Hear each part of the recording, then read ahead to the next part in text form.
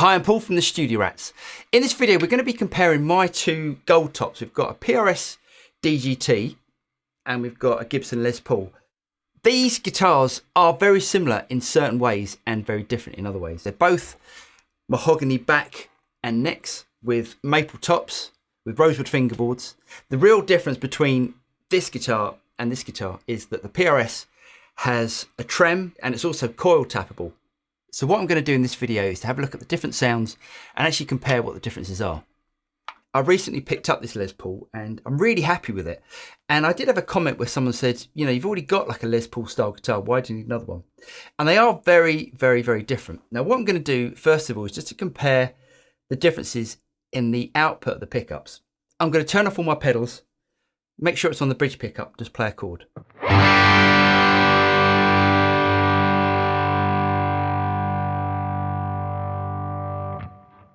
And now the same thing on the PRS.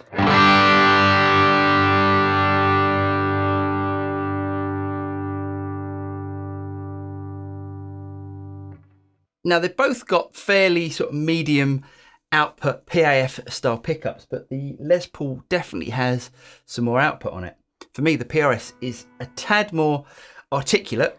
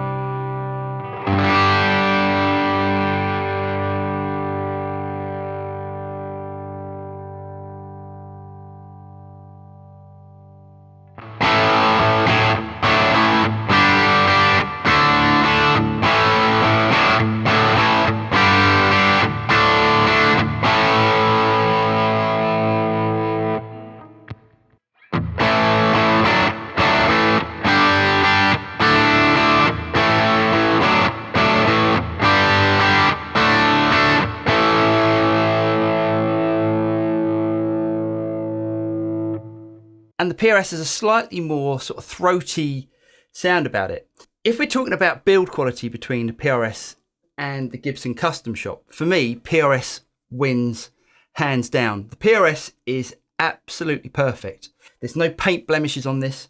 The way that they do their binding, the finishing is absolutely perfect. Now, if I pick up the Les Paul, I can see many areas on this guitar that aren't perfect. Now, I guess you could say, well, that's a PRS thing. Some people see PRS as very sort of sterile instruments. Personally, I disagree with that completely. A PRS is, for me, it's one of the ultimate guitars. It's so versatile in the way that they do their pickup switching, the way the trem works, the whole build quality, the tuning pegs, is absolute perfection. The Gibson, on the other hand, even though this is probably my new favorite guitar at the moment, that is a rock and roll machine. It's got some things you have to fight about it a little bit, but it just sounds so fantastic with a bit of overdrive on it.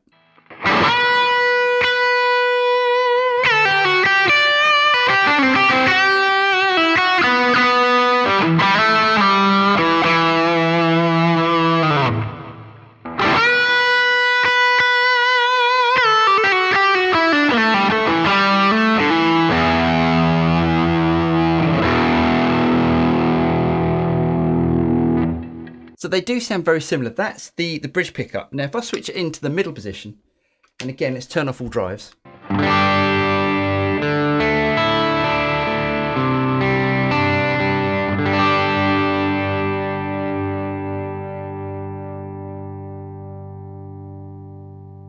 And now the same sound on the Les Paul. This is middle position.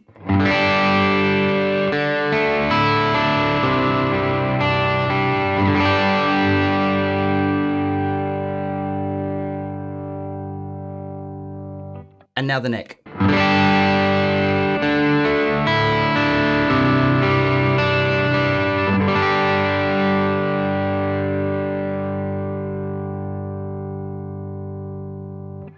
And now the neck position on the PRS.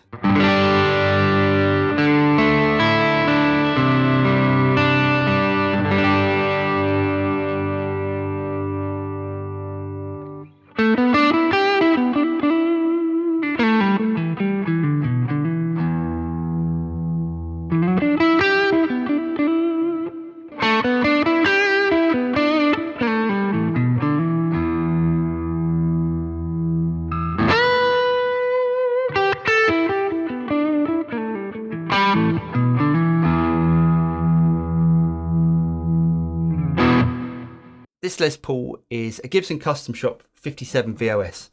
And the frets on this guitar they're not thin frets, but they're more narrow frets than the massive frets that are on the PRS DGT. Now, because this does have more narrow frets, you definitely have to fight this guitar a little bit more. It's great for rhythm stuff, but when you're bending, you have to sort of consider what you're doing. The PRS, on the other hand, because the big jumbo frets on it, it's just, bending is just a breeze. Now this,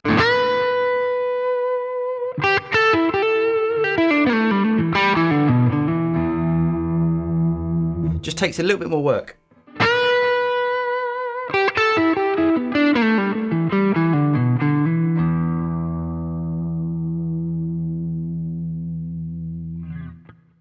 The Les Paul is definitely a more traditional design. If you look at the thickness of the Les Paul compared to the PRS, you see there's quite a drastic difference in thickness. Now, weight-wise, they actually don't feel that different.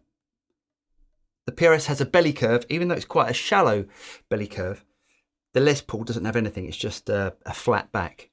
The Les Paul is a much more traditional instrument, while the PRS is, even though it sounds very traditional and it's a very sort of vintage sounding guitar, it's definitely got modern sensibilities. Price-wise, there's not a lot of difference between the two. I think the Gibson is probably just a little bit more expensive than the PRS. And I know I've said it before, but even though the build quality is great, it's fantastic on the Gibsons, the PRS build quality is second to none. Let's talk about tuning stability. Both of these guitars actually are really good. I've had Les Pauls in the past though that have been absolutely shocking. The G string just kept slipping. Now this one here is really good. It stays in tune and the intonation up the neck is pretty good actually. It's really good, especially for a Les Paul. Now with the PRS, because it's so precise, the intonation up the neck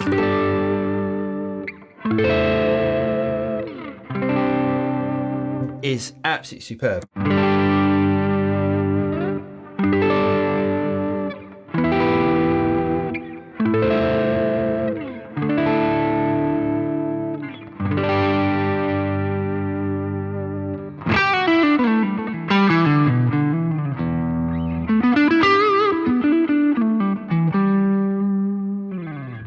So let's switch some drive on and I'll play some lead on both guitars.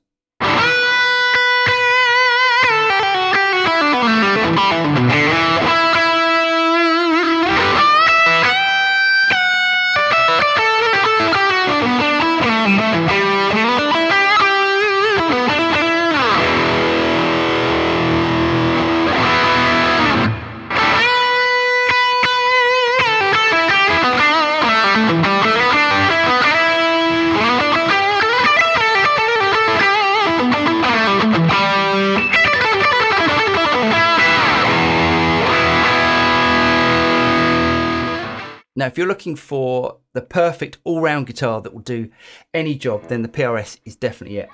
So we've got humbucker mode. Then I can lift up the tone control and it splits into single coils. Now, the great thing about PRS, and I've said this before, is their coil tapping is really, really good. Where you don't really get a volume drop from when you switch from humbucker to single coil. That's single coil. And that's humbucker. Now for me, one of my favourite positions on this guitar is the neck split.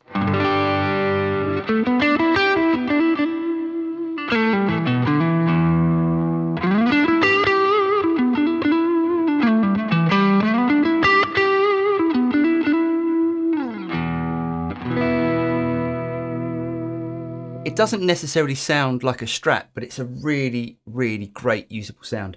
Personally, if I was going to a gig and I could only take one guitar, this would be the guitar that I would take because it can literally do any job.